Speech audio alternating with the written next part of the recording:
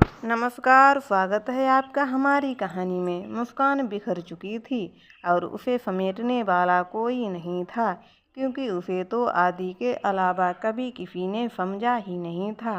वो किससे कहती कि उसकी ज़िंदगी में क्या तूफान आया है। वो भारी कदमों से आदि के घर से वापस निकलती है और बाहर आकर अपनी साइकिल लेती है और पैदल ही मैन रोड की तरफ चल देती है। शाम होने वाली थी, उसे घर जाना चाहिए था, लेकिन वो घर नहीं जाना चाहती थी। उसने आरती के पास जाने और आज रात वहीं रुकने का फैसला किया। उसने अपने पापा जी को फ़ोन किया और कहा, पापा जी, मैं आज आरती के घर पर ही रुक जाऊंगी, सुबह आ जाऊंगी। पापा जी, लेकिन बेटा सुबह से वहाँ हो, अब वापस आ जाओ। मुस्कान, पापा जी आरती आने नहीं दे रही और वैसे भी इतने सालों बाद मिले हैं तो मेरा भी मन नहीं है वापस आने का, लेकिन कल मैं सुबह ही आ जाऊंगी। पापा प्लीज़ रुक जाने दो। पापा जी, अच्छा ठीक है, लेकिन कल टाइम से वापस आ जाना। मुस्कान, जी पापा ठीक है कहकर फ़ोन काट देती है और आरती के घर की तरफ चल देती है। थोड़ी देर बाद वो आरती के घर के सामने खड़ी होती है, लेकिन अंदर जाने से पहले खुद को संभाल लेना चाहती है, क्योंकि वहाँ आरती की दीदी भी होंगी, जो मुस्कान का चेहरा पढ़कर ही उसकी परेशानी भांप लेती थी। आरती अचानक मुस्कान को आया देख उछल पड़ती है और पूरे घर में शोर मचा देती है कि देखो, मुस्कान आई है। सभी आकर मुस्कान से मिलते हैं। मुस्कान अपने मन के तूफान को दबाए हुए सबसे मुस्कुराकर ही मिलती है। आरती दी कहती हैं, बिल्कुल नहीं बदली हमारी मुस्कान। देखो, आज भी चेहरे पर वही मासूमियत है। मुस्कान दी, मैं अब बहुत बदल गई हूँ, पहले जैसी तो हूँ ही नहीं। देखो, क्या मेरी आँखों में पहले वाली चमक दिखाई देती है आपको? आरती दी दीदी मुस्कान को ध्यान से देखकर कहती हैं, मुस्कान, मुझे तुम्हारी तबीयत ठीक नहीं लग रही है। क्या तुम कुछ परेशान हो? आरती मुस्कान के पसंदीदा समोसे लेने घर से बाहर जाती है और दी कहती हैं, मुस्कान, मेरे कमरे में चलो, थोड़ा लेट हो जाओ, लगता है बहुत दिनों बाद साइकिल चलाने से तुम्हें थकान हो गई है। चलो थोड़ा आराम कर लो, फ्रेश हो जाओगी। मुस्कान उनके कमरे में जाकर लेट जाती है और तभी दी आती हैं और कहती हैं, मुस्कान, बताओ क्या बात है? मुस्कान रोते हुए कहती है, दीदी, वो आदित्य मुझे छोड़कर चला गया। मेरा पहला प्यार अधूरा रह गया दी। अब मैं क्या करूँगी? उसके बिना जीने की इच्छा नहीं है। मेरे पूरे हुए सपने उसने कहा था, मैं उसके लिए ज़रूरी थी, उसकी सांसों की तरह, और उसने ये सच साबित कर दिया। रोते रोते मुस्कान आदि की वो डायरी दी हाथों में थमा देती है। आरती दीदी वो डायरी खोलकर देखती हैं और मुस्कान से कहती हैं, तुमने शायद ये पढ़ा नहीं।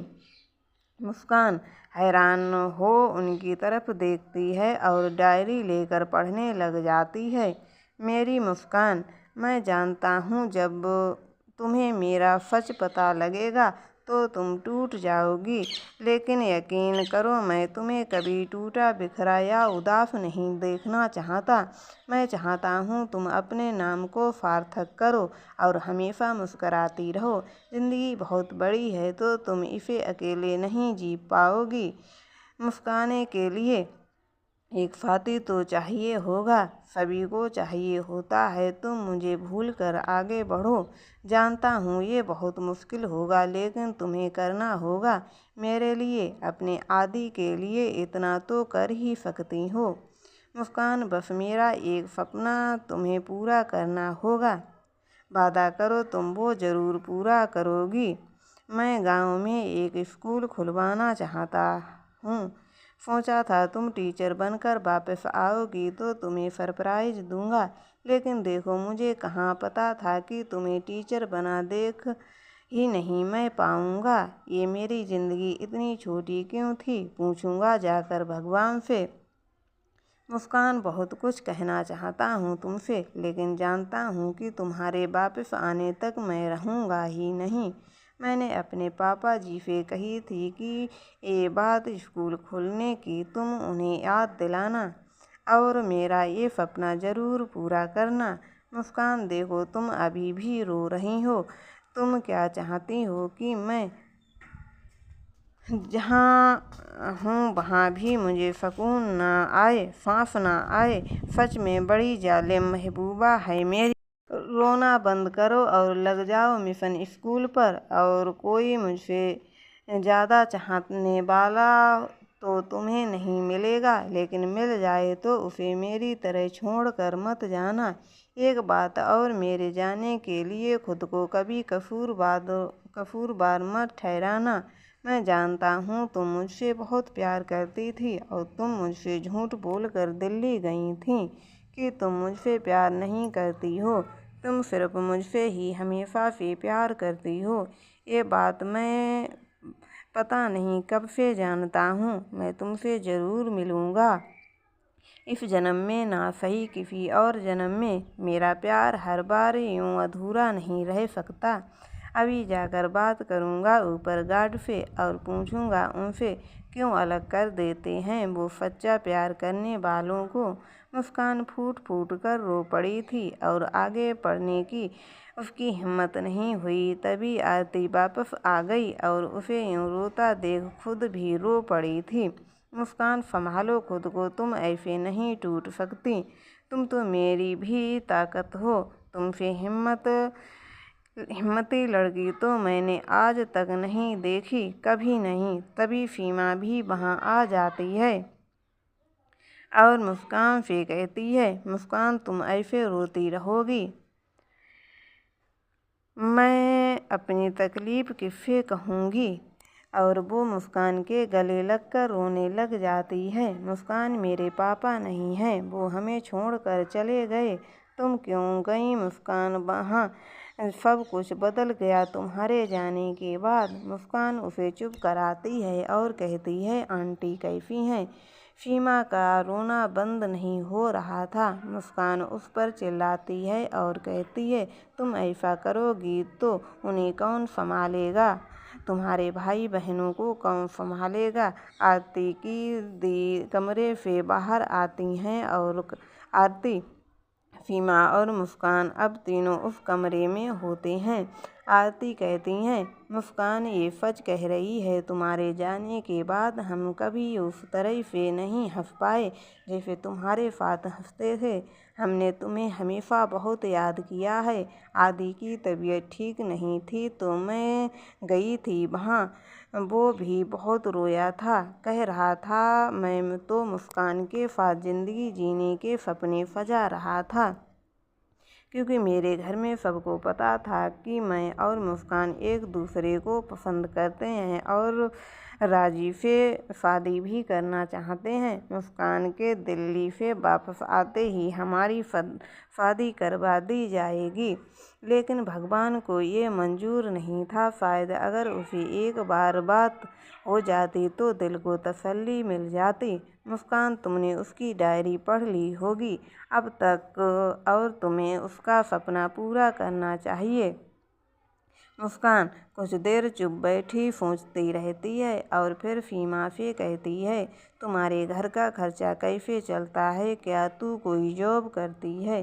सीमा, हाँ, एक स्कूल में बच्चों को पढ़ाती हूँ, लेकिन फिर भी थोड़े पैसे में घर चलाना मुश्किल हो रहा है। मम्मी बहुत परेशान रहती हैं और मुझे समझ नहीं आता कि मैं क्या करूँ।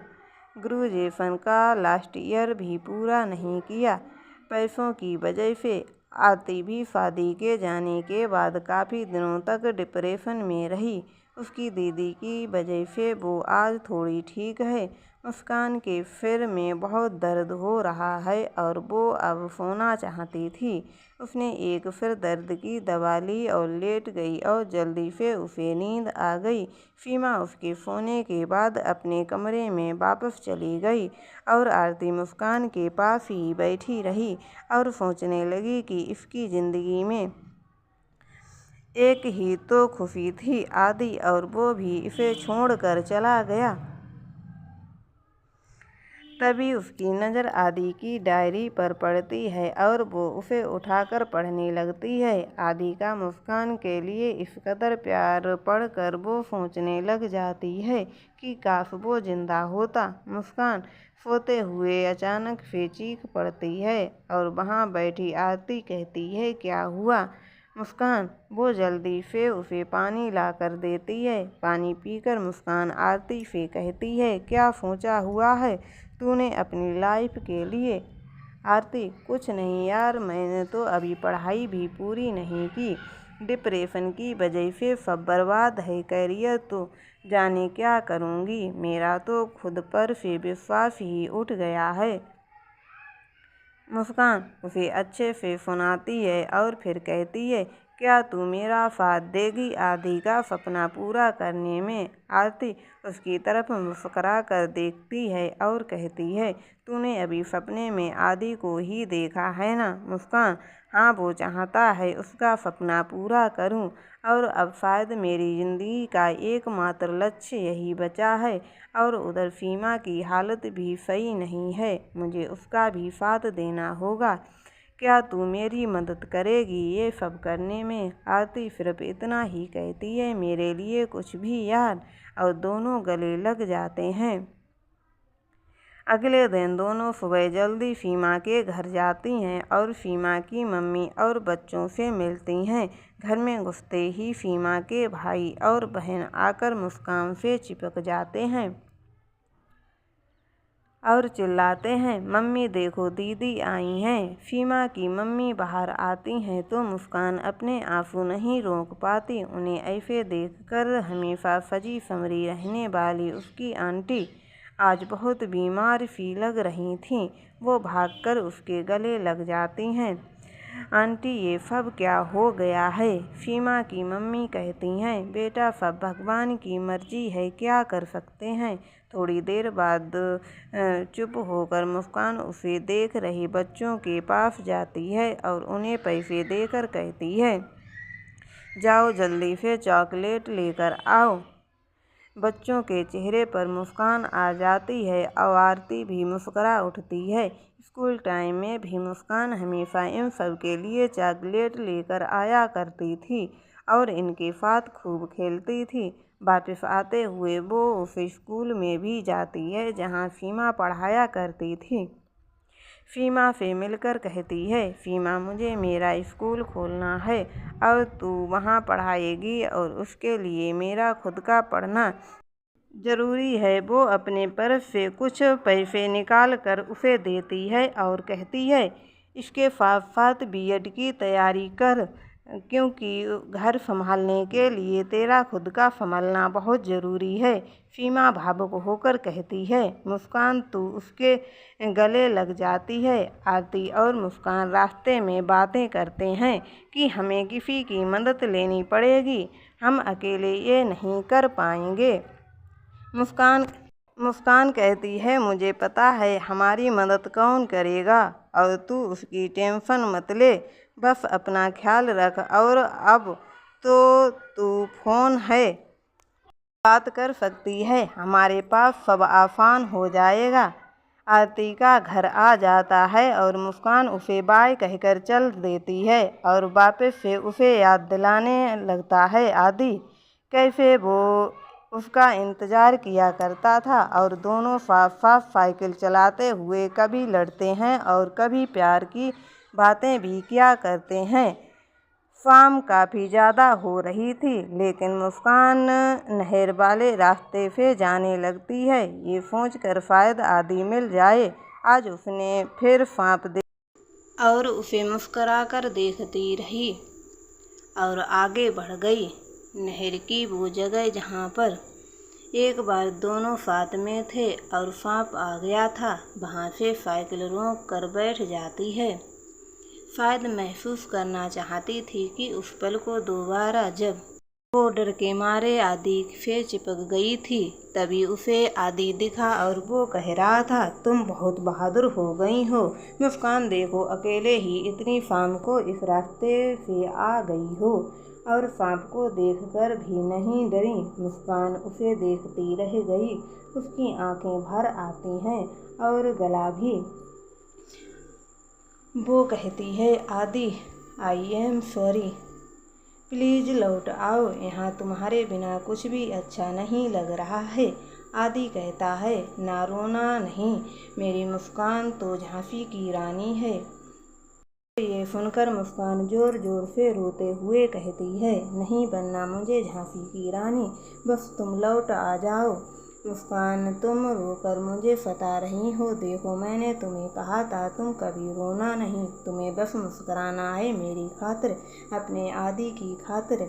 इतना तो तुम्हें करना ही पड़ेगा। मुस्कान उसकी तरफ देखती रहती है और अचानक वो गायब हो जाता है। मुस्कान रोती हुई चीखती है और आदि वापस आ जाओ, मुझे तुमसे बात करनी है। तभी उसकी आवाज़ सुनकर एक लड़का उसके पास आता है और कहता है, क्या हुआ, किसे बुला रही हो तुम और तुम क्यों रो रही हो। तो दोस्तों, आपको हमारी ये कहानी कैसी लगी हमें कमेंट में ज़रूर बताएं एवं हमारे चैनल को सब्सक्राइब ज़रूर करें। धन्यवाद।